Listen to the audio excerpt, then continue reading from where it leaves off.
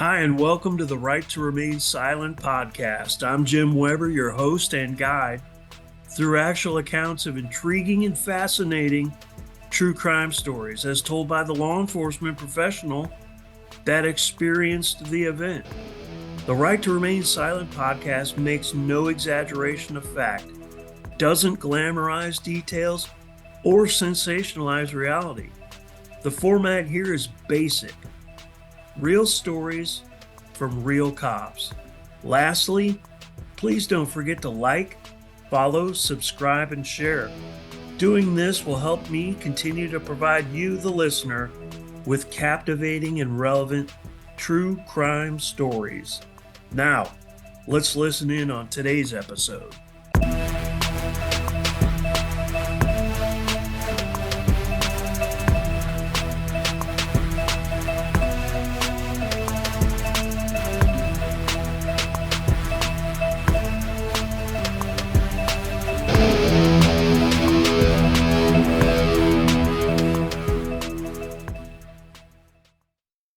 Hi, and welcome to today's episode of The Right to Remain Silent. I'm your host, Jim Weber, and today we're joined by Brigg Pierson, who is a sheriff's deputy with the Carter County, Missouri Sheriff's Department.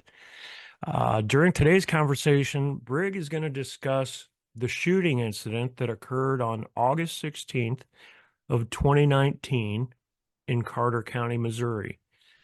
Where he, along with a Missouri State Highway Patrol trooper, were shot while executing a court-ordered eviction notice.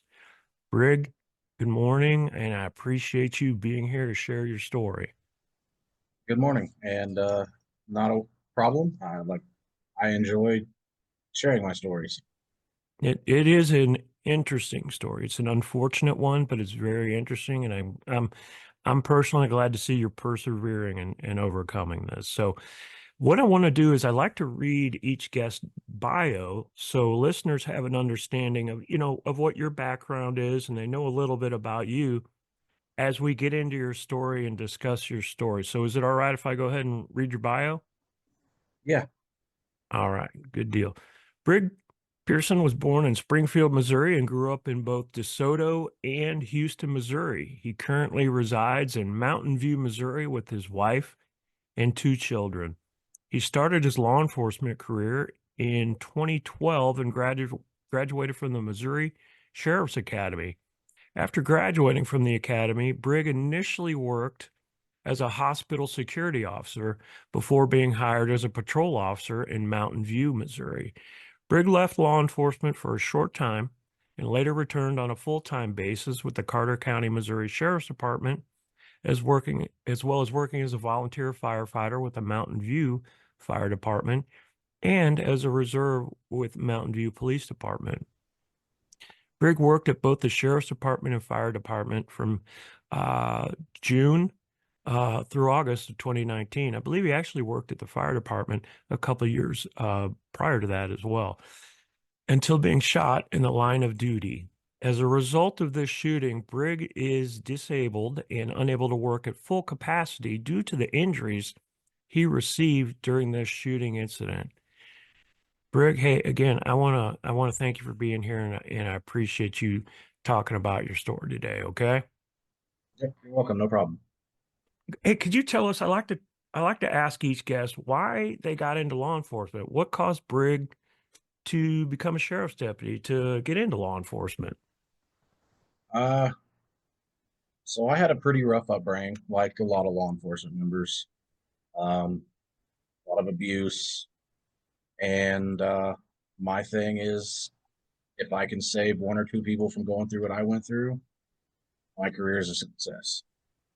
Absolutely. That's a noble cause right there. That really gets to the crux of the profession. It's individuals like you that really make a difference in law enforcement. So I appreciate that. Let's go ahead and kind of transition to your shooting incident and discuss that. We're just gonna roll up our sleeves and get into it and talk about it. And before we do that, you were involved in a shooting where you were shot multiple times by an individual. that was going to be evicted from his residence due to a court order by a judge. Both you and a state trooper were shot during this incident.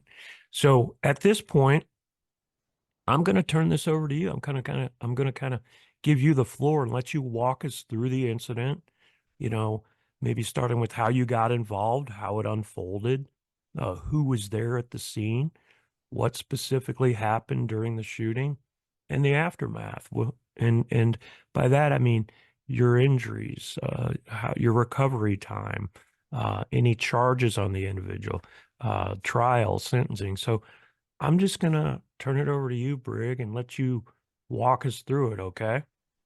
Technically, supposed to have the day off. It would have been my last day off. I was actually supposed to come in the next day for my Monday. It was a Friday morning. Um, I was contacted the night before by my chief deputy at the time, who advised that another officer was wishing a bereavement day and asked if I'd be willing to cover. No big deal. Sure, why not? Just going to take the time off back into my week to save overtime. Sure. Um, Morning started out about like any other. I get to the office at 5:45 or whatever. I'm looking at reports, just kind of sitting there waiting for the day to really start. And about 8:30, 9 o'clock, my chief deputy comes in, hands me a piece of paper, and asks if I'm ready to go to work. I read through it and see that it's the judge's order for eviction of James Cummings, who I'd been at the court hearing the week before, whatever it was, when it was ruled that he was to be out. Kind of looked at my deputy or chief and said, we don't have enough people for this right now, jokingly. To my knowledge, he'd never been violent, but he was just nut job. Sure. One of those kind of raised with that sovereign citizen mindset. Didn't claim to be Absolutely. one, but Yeah. same basic concept. Right. That makes sense. So my chief deputy told me that we had state trooper coming who had his FTO with him, which gave us four. And not generally what they do, but small area. A lot of Right. time I was Law the only enforcement. deputy So, on for a whole county, so there were times I was the only deputy around. So sure. um, they were more than happy to come help. So we roll up to the location. The property owner was actually a zone sergeant with the Highway Patrol. He was there unofficially, just as the property owner, to help clean it up afterwards and Hmm. do whatever he needed to do with his property. So we approached the house, just like we would any other. Knock on the door to make contact. Met with, I wouldn't say hostility, but leave it on the porch, get out of here, blah, blah, blah. Sure. Uh, Continued on with that for 15, 20 minutes, trying to get him to just come out, talk him out. Never would come out. Eventually, kind of stopped responding. At one point, the hairs on the back of my neck stood up. I thought I heard, at the time, I thought was a shotgun racking. Found Hmm. out later it was actually the bolt of an SKS.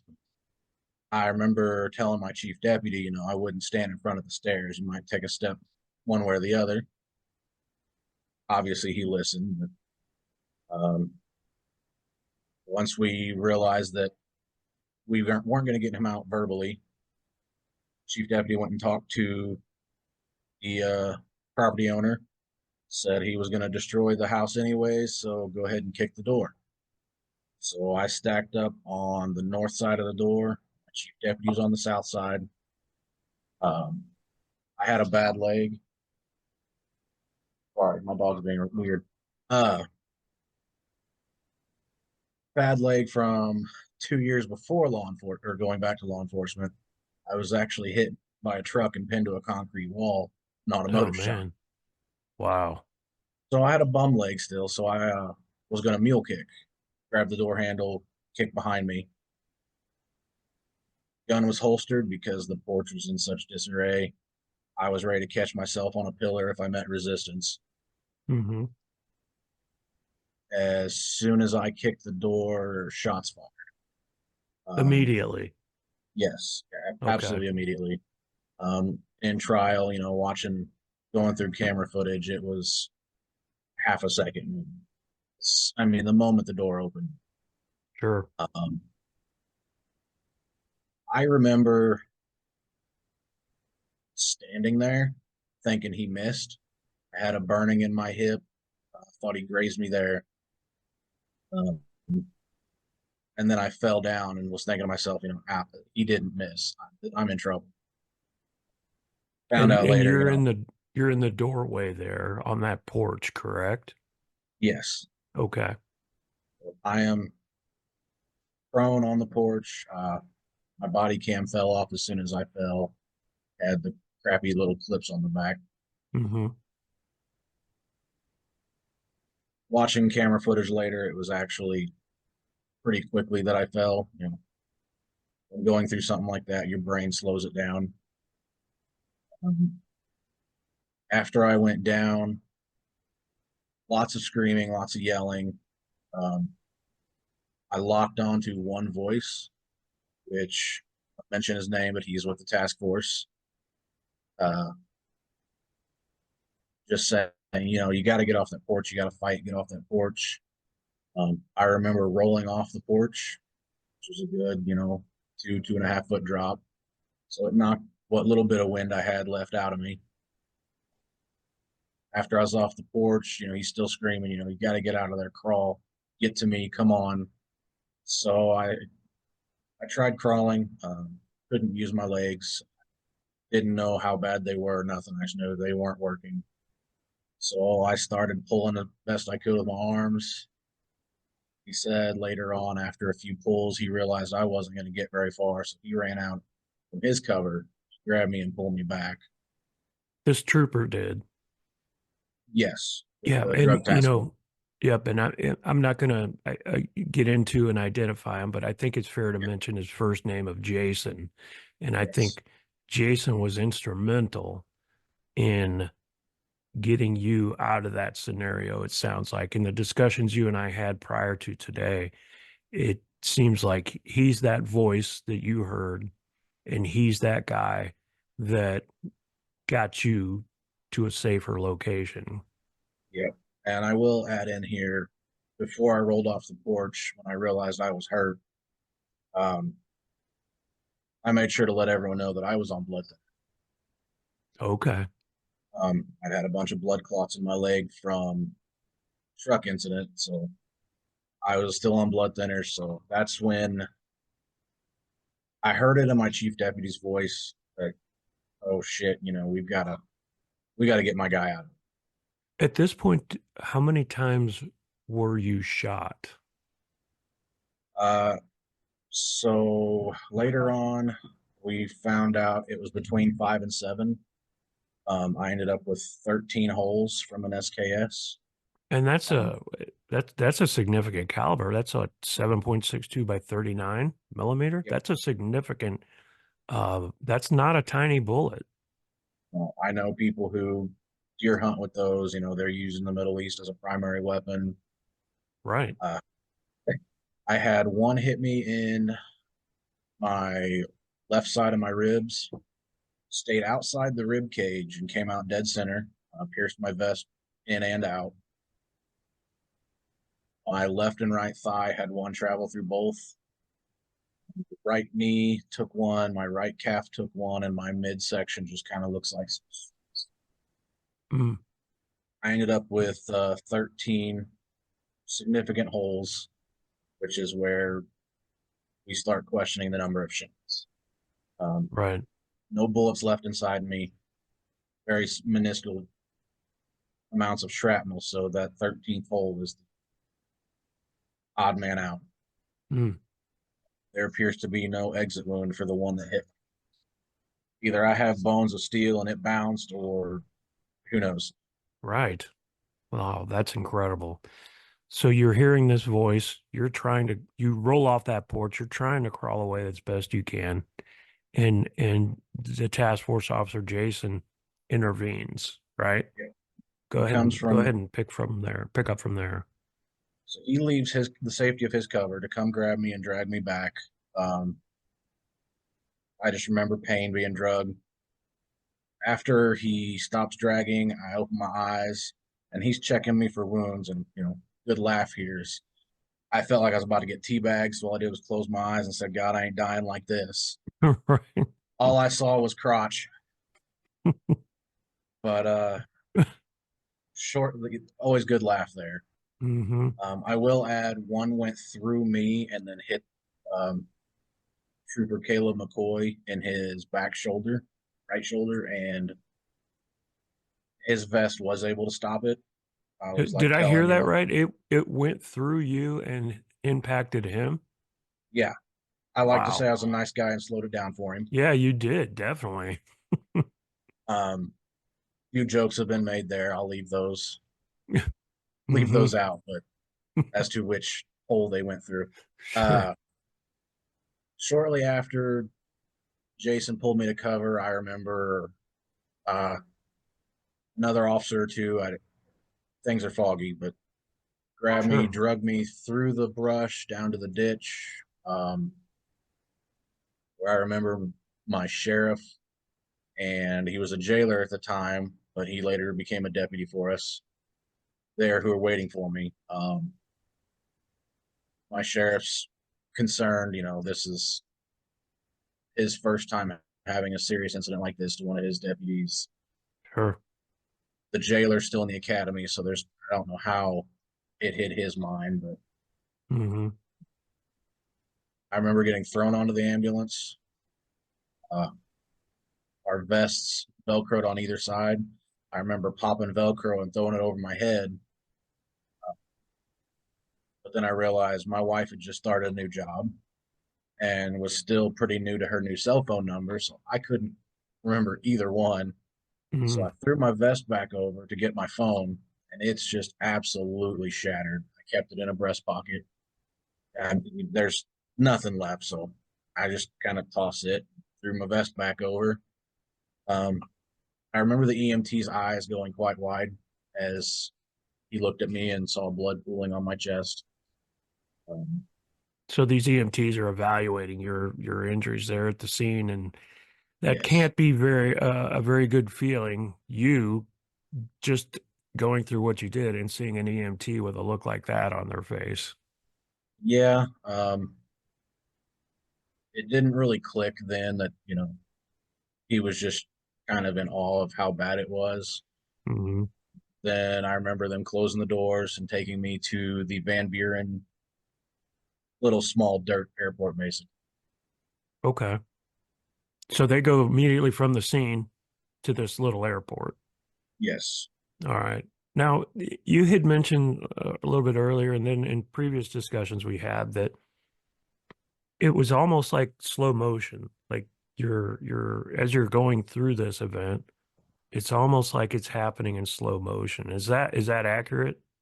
Yes. And is that the whole time, like from the point that door opens and shots are fired to you getting moved to safety to you being transported in the ambulance? Is it all just moving slowly like that? Um, so the parts that this is obviously stuff I've learned later on. The Mm-hmm. parts that are really slowed down for me are from the time I kicked the door to getting drugged to safety.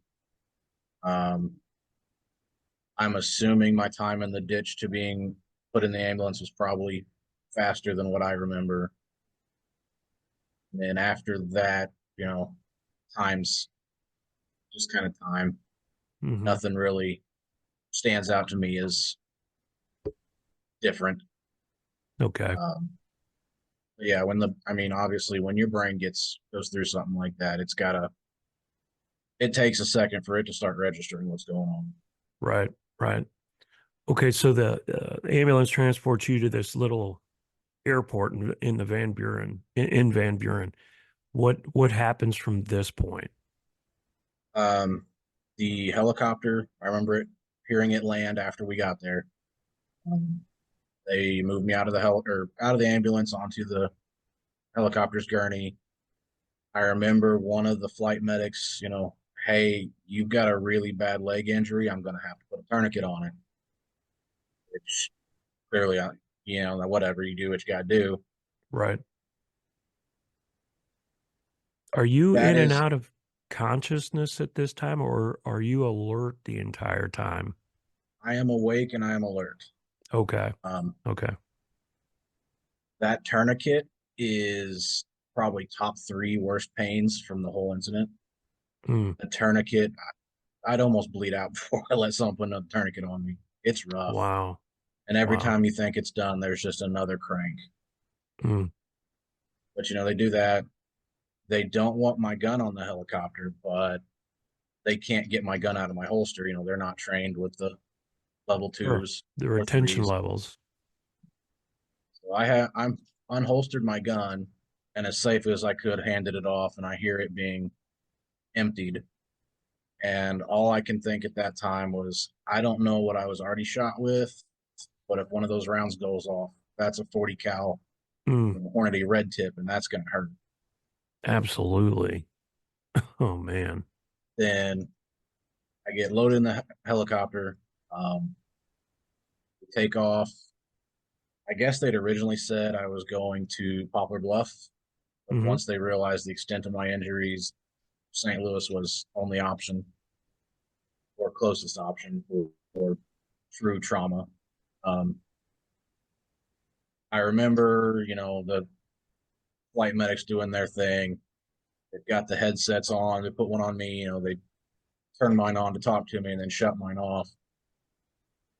As a first responder, I can tell you it was quite rough with them shutting mine off and pointing at stuff and looking pretty concerned, Right. thinking to myself, leave mine on. If I'm not going to make it, let me know. I got to know. I want to know what's coming. Sure. At one point, I started realizing I was starting to drift. I was afraid if I did, wasn't going to wake back up. So I reached back, and actually, one of the flight crew realized that I was grabbing for a hand, and he held my hand. And every time I'd start to drift, I'd squeeze. Yeah. It was Airvac who transported me. Get to Mercy Hospital in St. Louis. I get taken into the ER. I remember that cold ER table. And then the only thing I remember after that is I could see my eyes were open, but I couldn't breathe. I couldn't move. And all I could think was, I fought all the way to the hospital and I just died on this cold table. Mm, Um, I woke up about 24 hours later in the ICU, still intubated with my wife and my sheriff there with me. Um, and they handed me this whiteboard because I had questions. I've got chicken scratch to begin with. So how they read anything I squiggled out there was beyond me. sure. So you're communicating by writing at this point. Okay. And I remember asking what I was hit with. Is everyone okay? Are you shaking your head?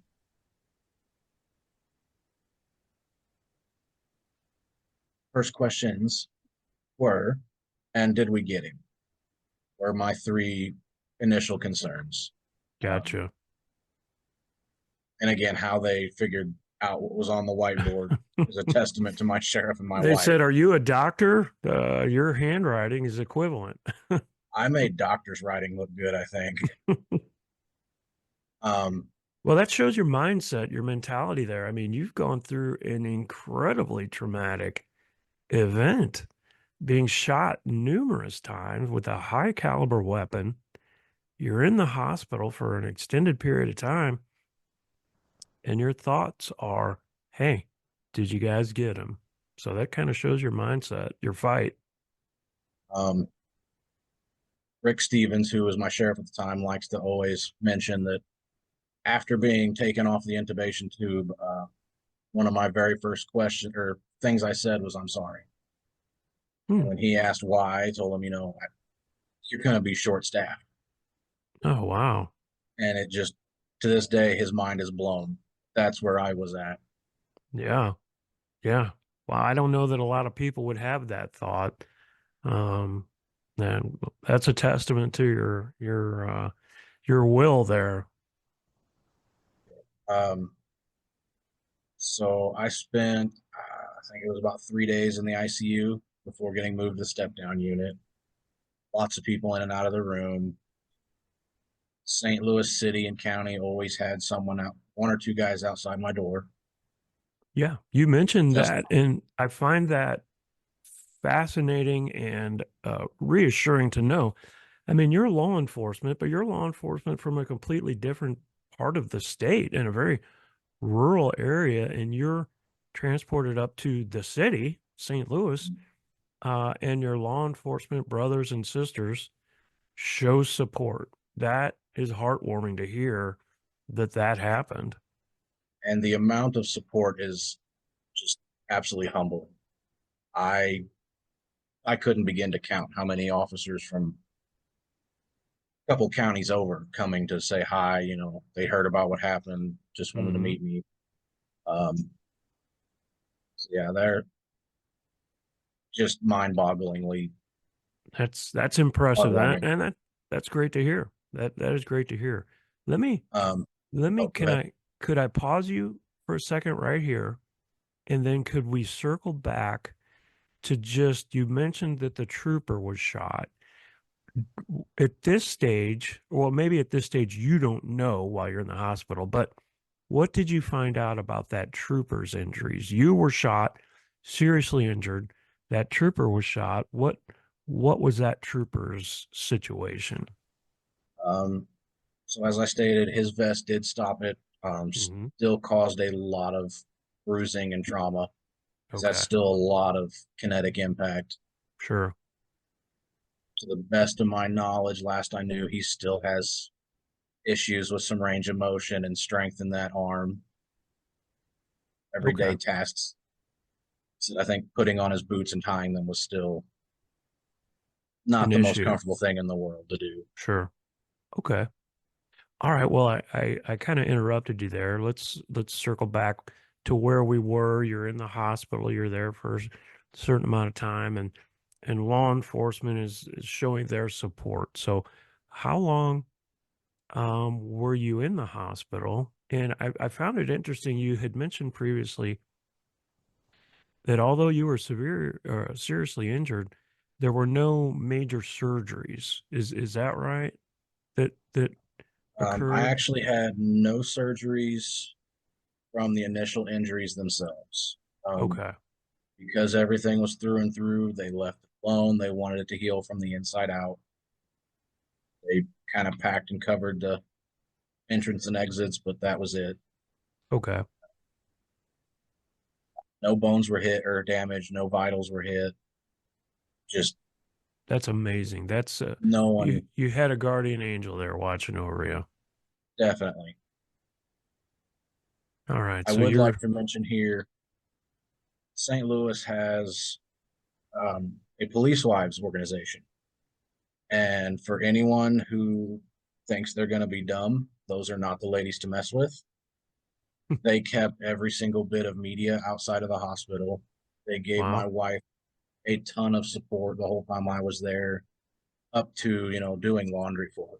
She never left my side. Wow. Wow, that's They are a incredible. fantastic group of people, ladies. I heard some That's funny stories of, I'm out cold, they're dealing with people coming in and out. So there's a pretty good joke for a Van Buren officer, but I'll leave that one alone too. okay. Maybe They, offline. they embarrassed him pretty good. His face is about as red as the stripes on your flag. But no, I spent about 2.5 weeks in the hospital, um, 3 days in the ICU, and then they moved me down to a step down unit. I spent the Okay. remainder of my time in that step down unit. Nurses told me to request to just stay there rather than getting transported again to a different room, Hmm. which I was more than happy to do. I knew the nurses. They had started requesting to keep my room, so there was less people having to learn this needs bandaged that way, this needs unbandaged this way, Sure. which eventually my wife got tired of and took care of all the wound care in and out of the hospital. Wow. Nurses That loved her. She has I, no I would. medical background at all. Mm, mm, I bet that that's a testament to her as well. Her commitment and support there. That's great to hear. That's heartwarming as well. And you know, while this is going on, I mean, not only are you affected and the other trooper is affected, but clearly your family, your wife, had to have been traumatized by this incident. I don't know I don't recall the age of your children at the time of this incident, but I'm, assuming at some point they find out about this. So this had kind of a ripple effect, I'm Yeah. guessing that not only just you were affected, but your loved ones as well. Yeah. My kids would have been 7 and 6, Oh give gosh. or take. Mm-hmm. They spent, entire month with grandma and grandpa, most of the time not realizing, the true extent of what was going on because we wanted to keep them from that. Right. And, grandma and grandpa live in the next town over. So grandma and grandpa were getting them to and from school. Mm-hmm. And, it was, Yeah, like you said, it was a trauma and a strain on everyone. absolutely. But about 2.5 weeks in the hospital. And then I got moved over to the Mercy Rehabilitation Hospital in St. Louis, where I spent about 2.5 weeks undergoing lots of physical therapy, trying to get a medication regimen down to Mm-hmm. actually maintain pain and all that good stuff. Right. Therapy was nice. It hurt, but it was good. Um, at first, a lot of my upper body, because the only upper body injury I had was my chest, so I could still Mm. use my arms well and everything. We worked on leg strength. They did get me in a walker before I left, and I Good. remember standing up on the walker, and the first step I took, I was just so happy that I was going to walk again. Yeah. I ended up walking around the whole gym, which I don't recommend doing. If your nurse says stop, you should probably stop. I don't think I went to therapy the next day because I was in too much pain, Yeah. but Maybe I was just overdid it there. too happy to quit. Yeah. Um, got discharged from there. My chief deputy met us at the hospital to help escort us home. Made a quick stop off at my brother's, who lives up in Deloge, Missouri. He's a Mm-hmm. cop in Crystal City. Oh, okay. We made a stop off there to chat, and then chief deputy led us down 55 to 67, and then Mm-hmm. 67 to 60. We had a Wayne County deputy escort us through Wayne County, and then can't remember if it was Poplar Bluff PD or Butler County Sheriff, or maybe both, picked us up at the line and then took us to one took us to the county line, the other stayed with us. And then I got paraded through Elsinore, where the school had let out, and was, all the kids had signs, welcome home. And Wow. Wow. I had been there 2.5 months. I still barely knew anyone, and just that amount of support from everyone was, Yeah, that's incredible. That's I couldn't incredible. I couldn't keep it in. It made me cry. Yeah, Um, that's extraordinary support. It's good to hear that. then we moved on to Van Buren. Turns out I'd spent too much time with my brothers, so school had already let out. There was still people everywhere. They were wanting to do the same with the school. I messed that up. Mm. Hey, you Um, can only do so much, right? yeah, chief deputy continued, led us on home. I don't remember who all followed. Once I hit city limits here, I had fire and police escort me all the way back to the house. A couple of them got out, said hi, welcome home. But for the most part, they all stayed back. They kept anyone else back. Just let us get home and, you know, finally be home for the first time in a month. That had to be a good feeling getting home. Yeah, it was nice, seeing my dogs. I love my animals. A comfortable bed, Right. not a hospital bed. Right. This episode of the Right to Remain Silent True Crime Podcast is sponsored by Graphic Options. When it comes to custom screen printing, embroidery, and promotional gear, Brenda and her team are the real deal. I trust them with everything, whether it's a hat for my consulting business, a shirt for my podcast, or a large order of both. They've never let me down. They don't treat you like just another order.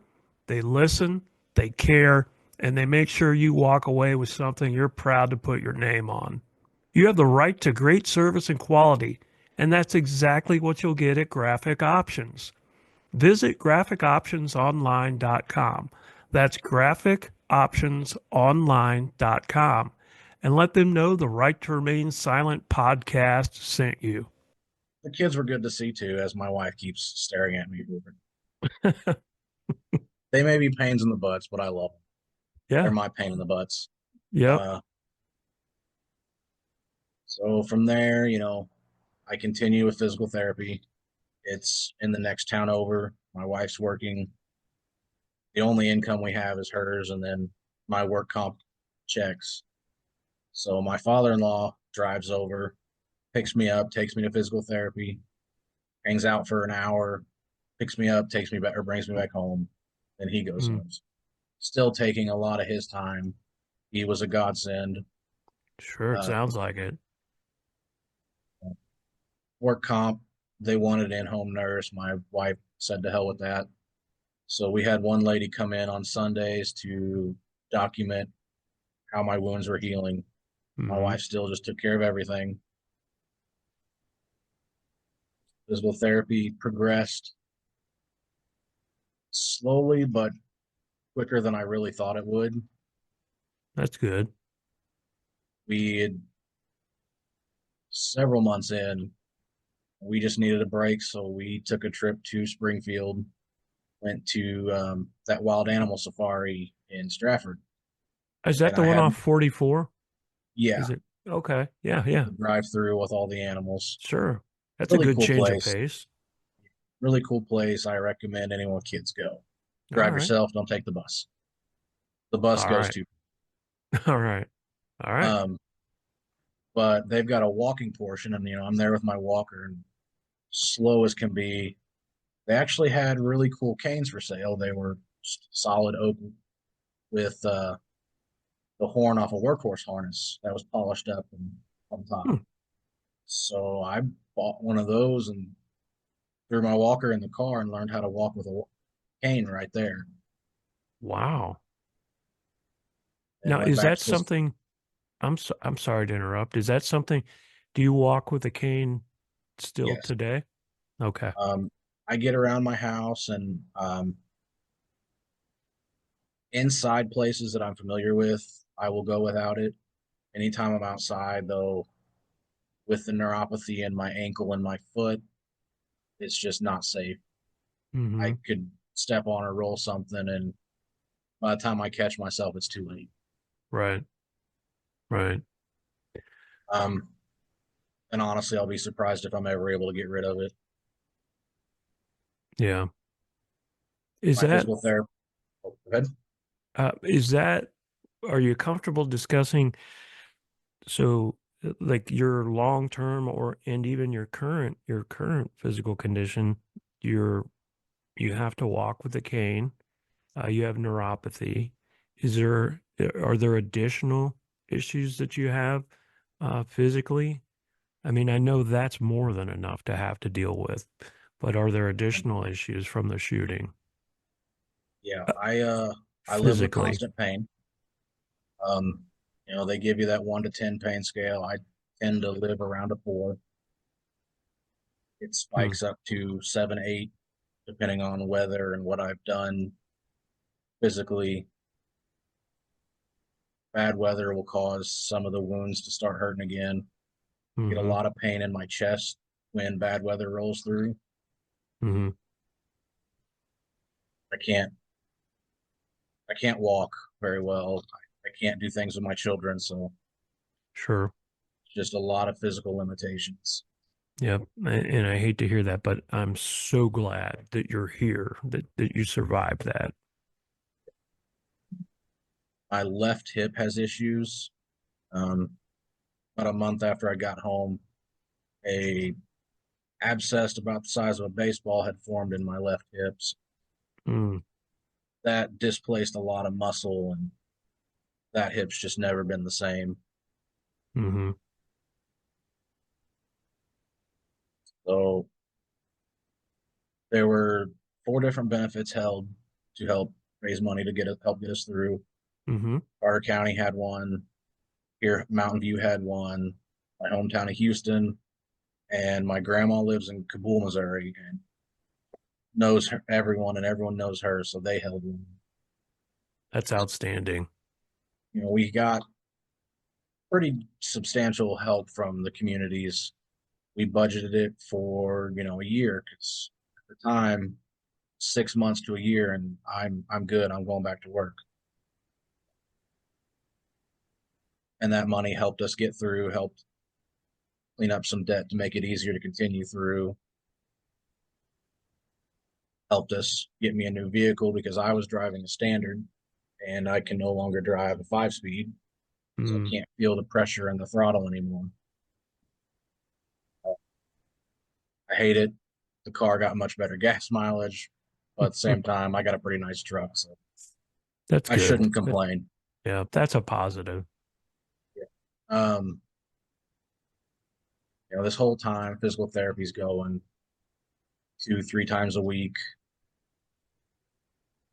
At one point, where I was going in Willow Springs, this is as good as we can get you. We're just it's a senior citizen place, and I was doing outpatient therapy with one of their Mm, therapists.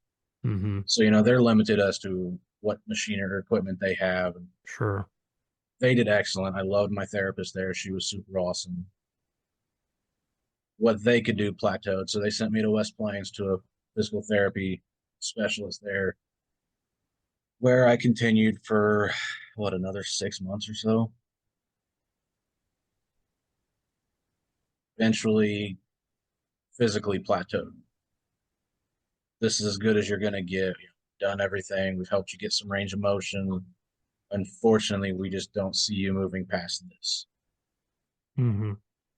This was post op for the 2 surgeries I had on my right calf. Um, about a year and a half in, we started realizing that my right leg, lower leg, was doing a lot worse and wasn't getting better than the rest of me.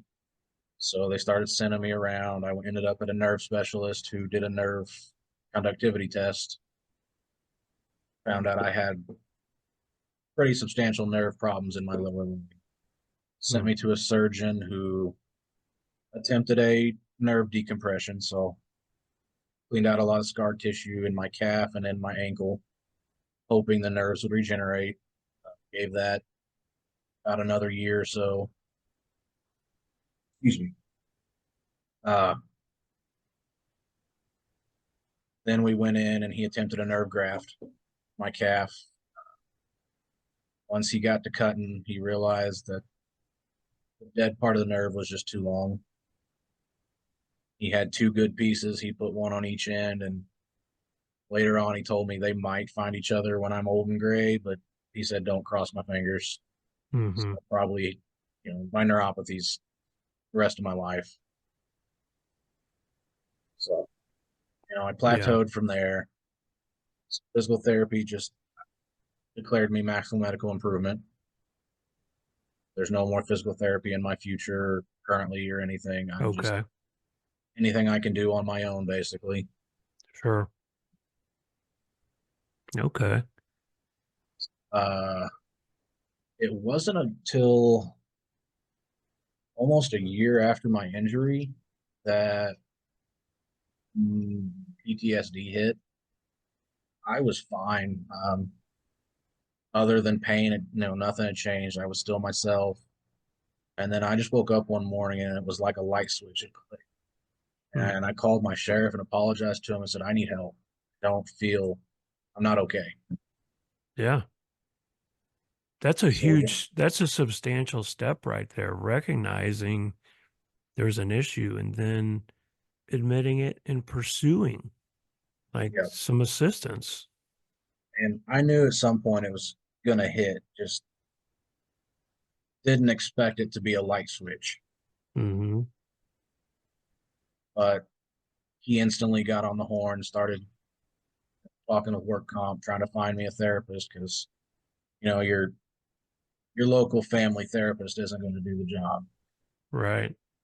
As law enforcement, we're pretty closed off anyways, but this is beyond even our normal closed offness. Yeah, this They isn't ended up just your average situation.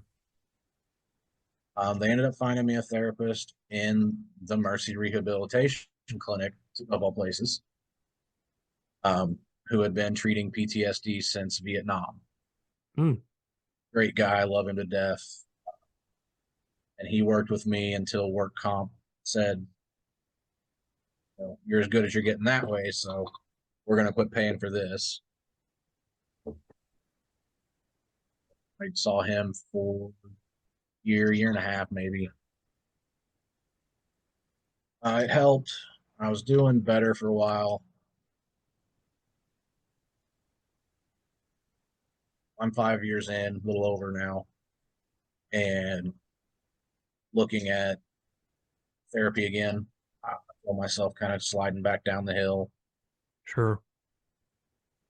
being It's 5 years in, and nothing's changed. Still right. living in limbo.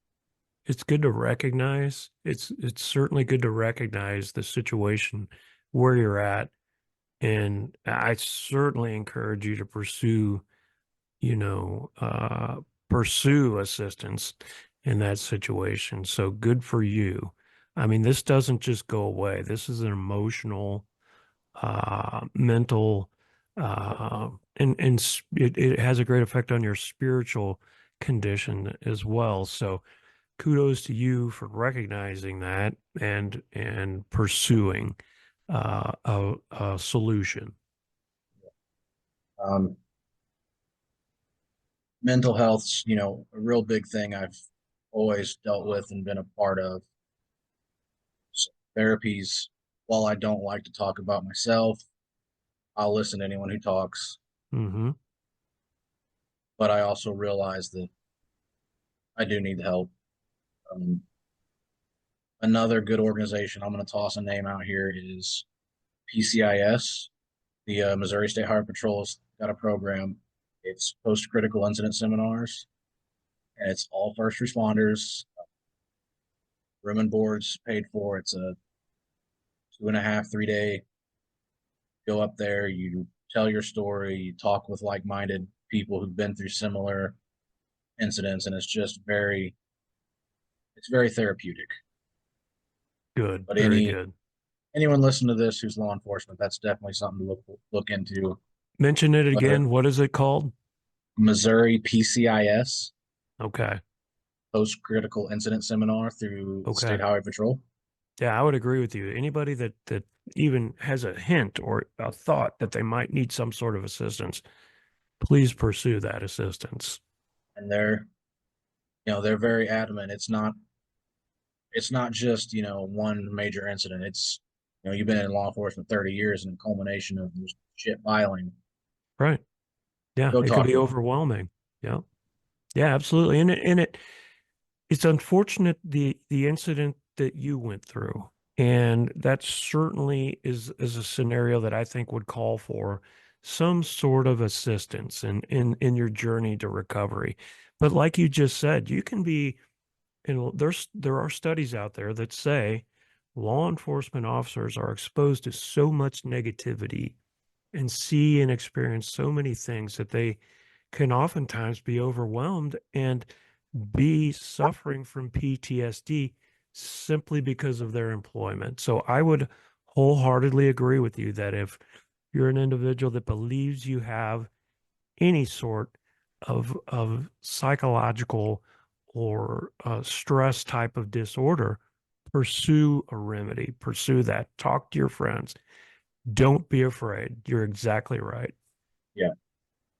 Um, so early on, especially, a big part of the mental health for me was COVID. COVID interrupted the trial. It took us 3 years and a couple months to actually get before a judge and have our jury trial. Just kind of seemed like setback after setback on that one. Mm-hmm. That was a long week. Hearing, obviously having to get up and speak in front of the jury and my family who was attending the trial,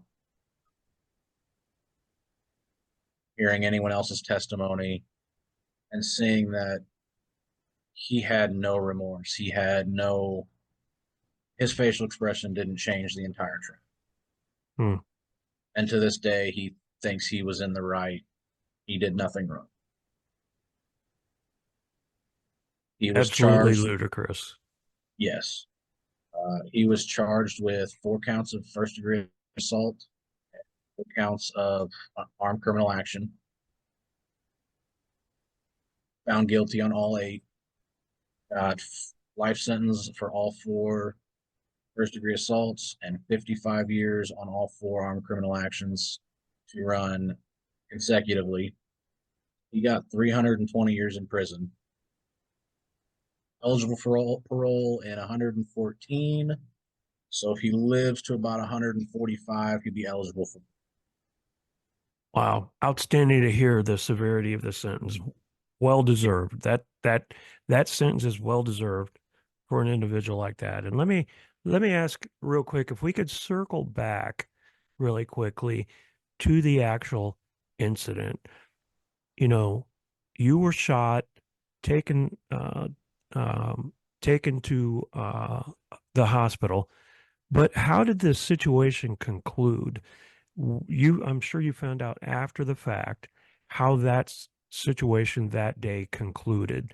You're carted off in an ambulance and flown to the hospital. Is there a standoff? Is there a surrender? What happened there with the individual? So, like I said, the property belonged to a zone sergeant with State Patrol.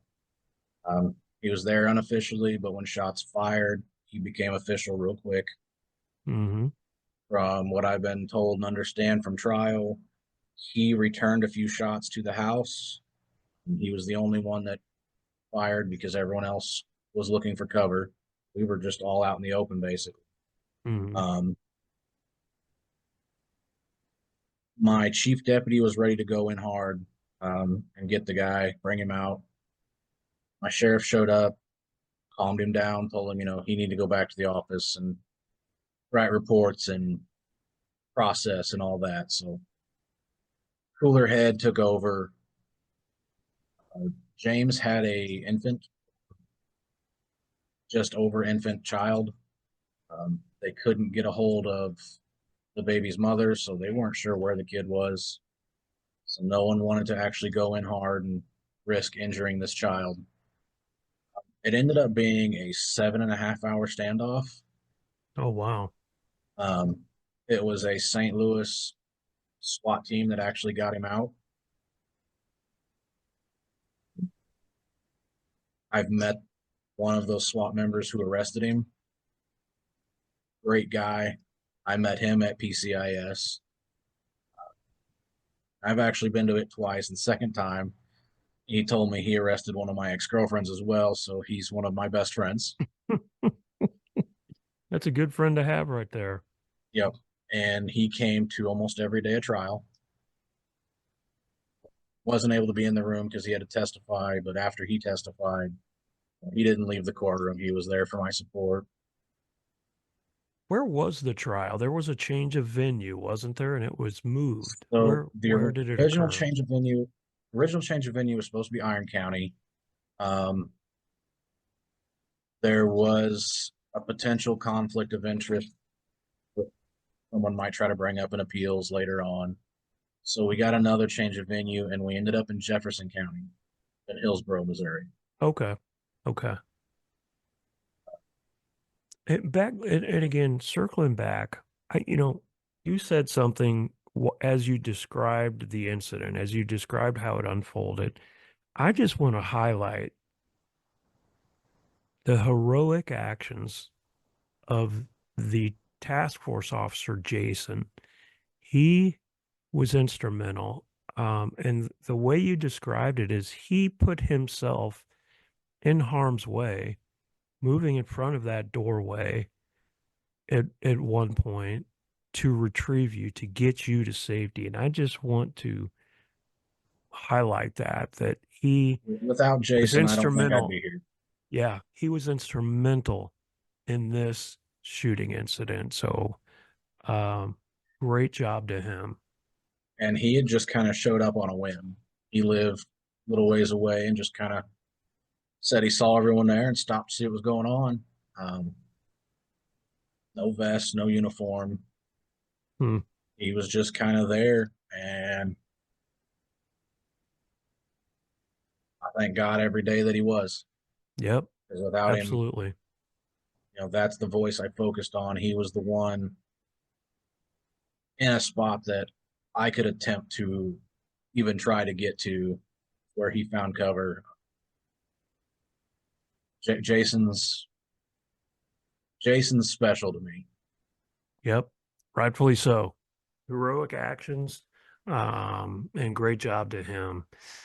Is there anything else about the PTSD aspect of your incident that you want to discuss or cover? And you covered it very thoroughly, but I just want to give you the opportunity. Is there anything else to discuss about that? Not only do you have these physical injuries, but you have the psychological impact that the incident had on you. Um, I just wanted to throw that out there. Is there anything else to mention from your perspective? Early on, I had real bad nightmares. With medication, we got those under control. I very rarely have a nightmare these days, but I, if you need help, get it. Um, there's been a couple occasions where it's almost cost me my family, and there's too much of that in law enforcement because there's a stigma of, we leave that at the door, we take our boots off, and we don't bring that home with us. But the human brain can't do that. Uh, my PTSD really shows itself in anger and a short temper. It doesn't take anything at all to set me off. Unfortunately, for my family, my son ends up with a taking a good brunt of that. He and I butt heads pretty good. We're both very stubborn, Mm-hmm. and it's caused a lot of rift in my family from it. Um, but just the even without that, even if I didn't have a family, there's not a minute of a day where the whole instance not running through my head. If I'm watching TV or something, I have to be engaging on my phone. I'm doing something to not just sit there because I've got to stay out of my head because that is a dangerous place. Sure. Intrusive thoughts all the time. Um, laying down for bed is rough because then there isn't anything. I'm just staring at the ceiling Mm-hmm. in the dark, and that's usually when it really hits.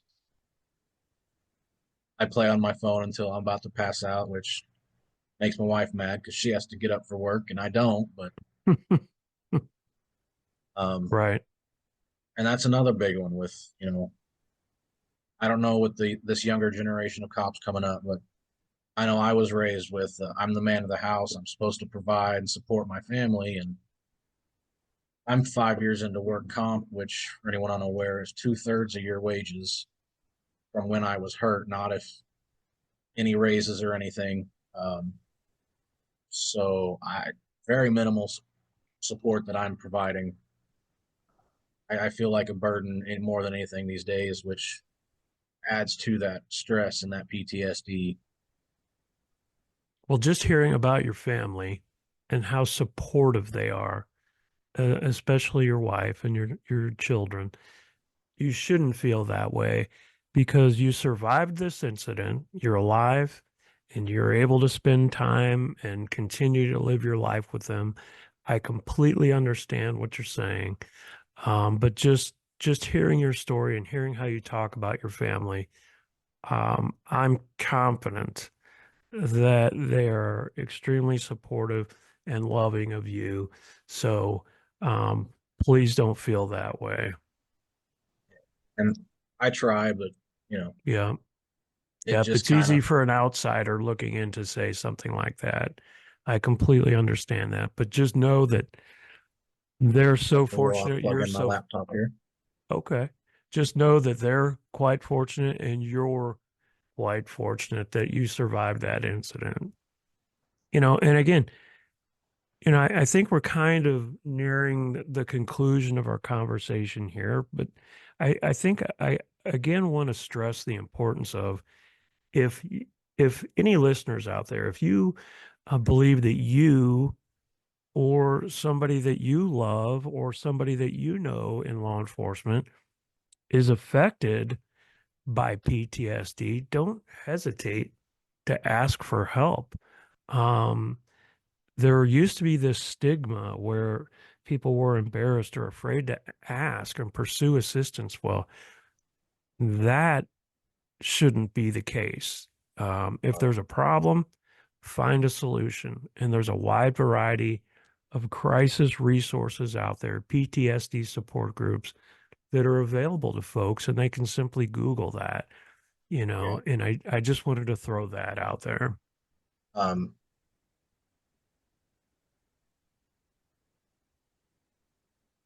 I had a thought and it's gone. I That is tend to do another. that to people. That's another big issue is my medication. Mm, I have no short term memory. I can mhm. forget what I'm talking about mid sentence. It's quite frustrating. I have Yeah. trouble finding words a lot. Something you said sparked something, and now it's gone. And Well, maybe as we continue on, maybe it'll pop back to you. Um, oh, the sure. stigmatism, stigma.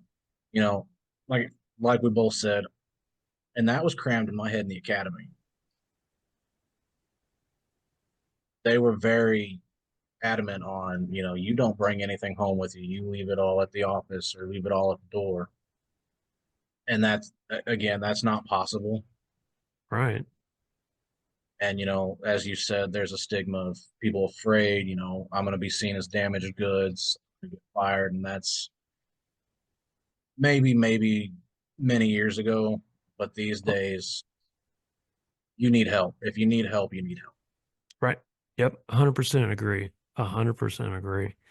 Well, is there anything else about your incident or about anything we've talked about today that you'd like to elaborate on or circle back to? Or do you think we've pretty much covered the topic well?